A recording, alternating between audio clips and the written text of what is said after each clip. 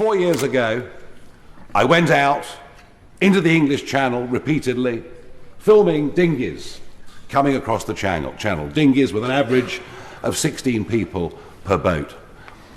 I was described as being a sad, lonely, desperate figure, always seeking attention.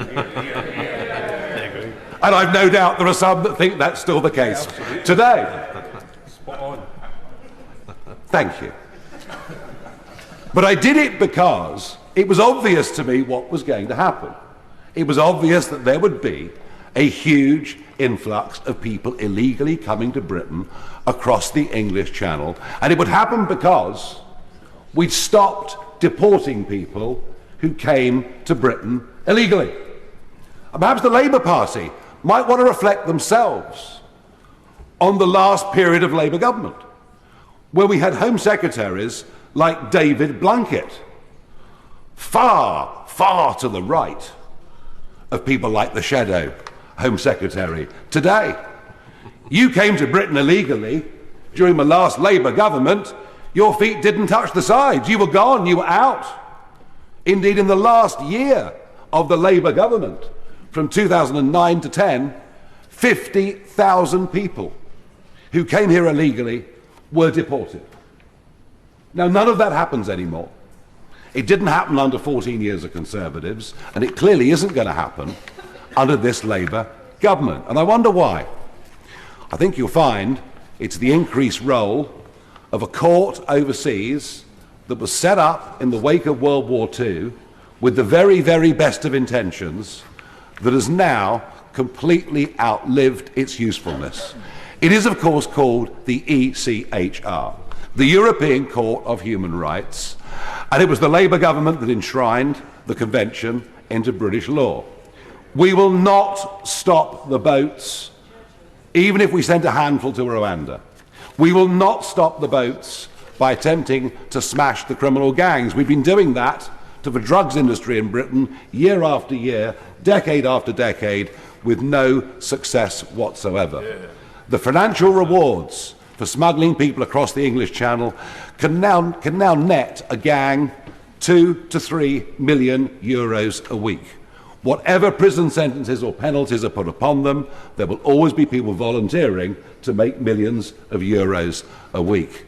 We will only stop this if we start deporting people that come illegally. Then they won't pay the smugglers. But we'll only do that by leaving the ECHR. But I've got a fun suggestion that I think would liven up politics, engage the public, and see a massively increased turnout. Why don't we have a referendum on whether we continue to be members of the ECHR? But the other issue, and it's very interesting as we debate the King's speech, if you look at the speech itself, the word immigration is mentioned only twice, and asylum just once. And perhaps this is not a surprise, as when Sir Keir Starmer laid out the 6 big priorities for the general election for the Labour Party, he didn't mention legal or illegal immigration. And that's the other area in which I think the 5 of us sitting over here are going to find ourselves massively outnumbered in this House, is because we actually do want to talk about these issues. You see, I believe that the population explosion is having the biggest impact on the quality of life of ordinary folk than any other issue. It all started, of course, when the current Home Secretary became a Member of Parliament back in May '97. And it's worth reminding ourselves that net migration was the same during the late 1940s, the whole of the 1950s, the whole of the 1960s, the whole of the 1970s, the whole of the 1980s, and the 1990s up until Mr. Blair. Net migration had run at 30 to 50,000 a year for over half a century. Then Mr. Blair gets in and decides we're going to open the doors in a way that had never been done before, to the delight and joy of big companies, and especially giant multinationals, who have always wanted as much cheap labour as they can get, and to hell with the consequences for working class families and people. But perhaps it was even more of a surprise to see that that massive acceleration in our population through immigration was then by a Conservative Party who, despite promises in 4 consecutive manifestos, actually accelerate what had happened under the years of Mr. Blair. And so we see a population increase of 10 million people since that time that Labour won its last landslide. Even the net figure is a migrant a minute. Even during the course of this debate, many hundreds more people will come to our country. And nobody is making the argument that there aren't some exceptionally wonderful people among them. There are, of course.